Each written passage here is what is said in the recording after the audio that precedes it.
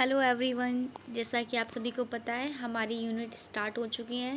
इसकी पहली वीडियोस भी आ चुकी हैं। तो आज हमारे क्वेश्चंस हैं बिजनेस इकोनॉमिक्स से रिलेटेड, जिसमें आपके मैक्रो इकोनॉमिक और इंडियन इकोनॉमी के सारे क्वेश्चंस देखने को मिलेंगे। 20-20 की क्वेश्चन की सीरीज़ होगी, जिससे आपको देखने में भी लंबा नहीं पड़ेगा। तो बिना देरी किए चलो स्टार्ट करते हैं। बिजनेस इकोनॉमिक्स, ये सारे वो क्वेश्चंस हैं जो पहले आ चुके हैं और आपके एग्ज़ाम में भी ऐसे ही क्वेश्चन आएंगे। मोस्टली चांस है कि 25% क्वेश्चन इन्हीं में से उठ के आएंगे, अदरवाइज़ ऐसे आएंगे। तो आप देख लेना। बट आपने अब तक थ्योरी पढ़ चुकी होगी और आपके लिए अच्छा है कि सीईटी जितना डिले हो रहा है आपको उतना टाइम मिल रहा है पढ़ने के लिए। तो आप ज़्यादा से ज़्यादा क्वेश्चंस की प्रैक्टिस करें, वो आपके लिए इस टाइम पे सही होगा। हमारा फर्स्ट क्वेश्चन है welfare oriented definition of economics has been given by. जो वेलफेयर से रिलेटेड थी, इसका मतलब है जो हमारे कल्याण से रिलेटेड थी, वो डेफिनेशन थी वो किसने दी थी। तो इसमें आपको 4 ऑप्शन दिए हुए हैं: A Marshall, Robbins, Adam Smith, Robbins and AC Pigou. इसका फर्स्ट ऑप्शन इज़ राइट है, क्योंकि एडम स्मिथ ने आपकी मनी के ऊपर दी थी। धन ही विज्ञान है, ऐसे उन्होंने बोला था। तो जो वेलफेयर है उससे रिलेटेड किसने बोला था? मार्शल ने बोला था। आपको अगर आप टॉपिक सिर्फ एक की तरह याद करोगे तो भी याद रहेगा। जैसे एडम है तो आपको मनी की उससे याद करना है, अगर वेलफेयर है तो आपको मार्शल के उससे याद करना है। नेक्स्ट है, इसका option number A is correct. Next है हमारा question number 2। The definition of wantlessness in economics was given bye.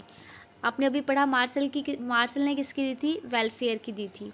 अब हमसे पूछ रहा है वांटलेसनेस की मतलब क्या है? कि जो हमारी इच्छाएं हैं वो कभी ख़त्म नहीं होती, हमेशा बढ़ती जाती हैं। अगर हमें कुछ मिल जाएगा तो दूसरी इच्छा कोई फिर से आ जाएगी। तो option number B is correct. J K Mehta ने हमें वांटलेसनेस के बारे में डिफ़ाइन किया था। उन्होंने बोला था कि जो हमारी इकोनॉमिक्स है वो कैसी है? वांटलेसनेस है, जिसका मतलब है कि हमारी जो इच्छाएं हैं वो कंटिन्यू बढ़ती रहेंगी, कभी कम नहीं होंगी। ह्यूमन बिहेवियर ही ऐसा है, जिसको जितना मिले उसे वो कम ही लगता है। नेक्स्ट हमारा question number 3। The economic environment of a business includes. जो इकोनॉमिक एनवायरनमेंट है वो किससे रिलेटेड है? क्या क्या इंक्लूड करता है? Economic system, economic policy, economic conditions, all of the above. तो option number D is correct, all of the above. Next है हमारा the subject matter of macro economics includes. आपको सबसे पहले माइक्रो और मैक्रो इन दोनों के बारे में डिफरेंस भी पता होना चाहिए। तो जो मैक्रो इकोनॉमिक है वो क्या क्या इंक्लूड करता है? National income, trade cycle, international trade, all of the above. तो इसका option number D is correct, all of the above. जो मैक्रो इकोनॉमिक्स होता है वो क्या करता है? सारी चीज़ों को इंक्लूड करता है। नेक्स्ट है हमारा who is called father of economics. तो इसका option number C is correct हो जाएगा, एडम स्मिथ। ये आपकी 11th क्लास की इकोनॉमिक्स की बुक में भी दे रखा है। अगर किसी ने 11th-12th की बुक से अपना कोर्स कंप्लीट किया है तो वो सबसे बेटर है, क्योंकि बुक से अच्छा किसी में भी नहीं दिया हुआ। नेक्स्ट हमारा question number 9।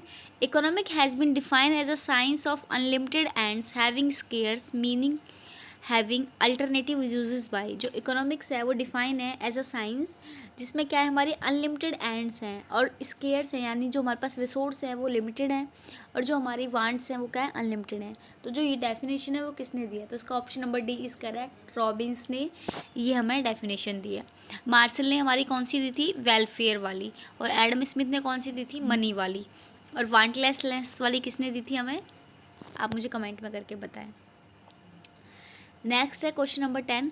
Reasoning from the general to the particular in economics is called deductive method, inductive method, experimental method, none of the above.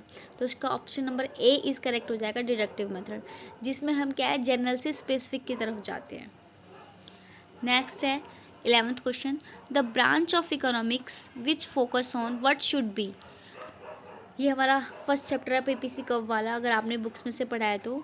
इसमें पूछा हुआ है जो इकोनॉमिक्स है वो व्हाट शुड बी में किस में फोकस करता है। तो आपको पता होना चाहिए नॉर्मेटिव इकोनॉमिक्स, और अगर नॉर्मेटिव इकोनॉमिक्स आपके क्वेश्चन में ना हो तो आएगा माइक्रो इकोनॉमिक्स, क्योंकि ये मैक्रो इकोनॉमिक्स का पार्ट नहीं है। तो option number C is correct. Question number 12। If production is zero then fixed cost for short term will be. अगर आपका प्रोडक्शन है वो जीरो है तो आपकी जो फिक्स्ड कॉस्ट है वो कैसी रहेगी? Positive, zero, negative, none of this. तो ये हमेशा कैसी रहेगी? पॉजिटिव रहेगी, क्योंकि प्रोडक्शन कॉस्ट जो होता है वो हमारी वेरिएबल कॉस्ट पर डिपेंड करता है। हमारी प्रोडक्शन जीरो है तो हमारी वेरिएबल कॉस्ट जीरो होगी, प्रोडक्शन बढ़ेगा तो वेरिएबल कॉस्ट बढ़ेगी। लेकिन जो फिक्स्ड कॉस्ट होती है वो हमेशा कुछ ना कुछ अमाउंट में रहती ही है। जैसे कुछ खर्चा हमारा होता ही रहता है, तो ये हमेशा कैसी रहती है, पॉजिटिव रहती है। आपने कर्व देखा होगा, इसलिए जो कर्व होता है, जो वेरिएबल कॉस्ट का कर्व होता है, वो कभी भी जीरो से स्टार्ट नहीं होता, जहाँ से फिक्स कॉस्ट की लाइन स्टार्ट होती है वहाँ से स्टार्ट होता है। Option number A is correct. Next हमारा question number 18, the Bergson criteria are related to, ये किससे रिलेटेड है, इसका जो क्राइटेरिया है वो कहाँ तक है, labour economics, industrial economics, welfare economics, agriculture economics. तो इसका option number C is correct, welfare economics. Next हमारा, the mother of central economic problem is, जो सेंट्रल इकोनॉमिक प्रॉब्लम है उसकी मदर हम किसे कह सकते हैं, unlimited needs, alternative use of resources, scarcity, none of this. तो इसका option number C is correct होगा, जो दुर्लभता है, जो कमी है रिसोर्सेज की, जो लिमिटेड रिसोर्सेज हैं, वो क्या है हमारी, ये एक सेंट्रल इकोनॉमिक प्रॉब्लम है।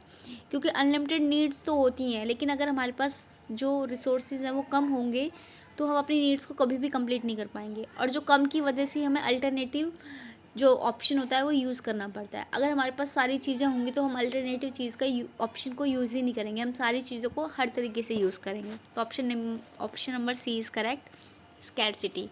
नेक्स्ट है हमारा क्वेश्चन नंबर 20, इस वीडियो का लास्ट क्वेश्चन। 2020 की ये सीरीज़ चलेगी, एटलीस्ट अप्रॉक्स 500 क्वेश्चन है इस सीरीज़ में, तो आप उनको कंटिन्यू देख सकते हो।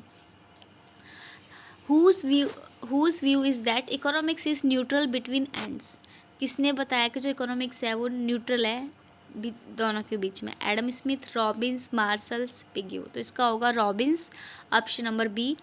इसने कहा था कि economic is neutral between ends, this statement is given by professor Robbins. Mister professor Robbins has defined economics in the way, economic is the science that studies human behaviour as the relation of ends and limited means of alternative uses. तो आपको ये definition भी याद रख सकते हो। तो आज हमारे क्वेश्चन यहीं तक थे। अगर आपको मेरी वीडियो अच्छी लगती है या मेरे क्वेश्चंस आपको पसंद आते हैं तो आप मेरी वीडियो को लाइक करके और चैनल को सब्सक्राइब करके मुझे बता सकते हैं। Bye bye, thank you. ऐसी आगे वीडियो देखते रहें।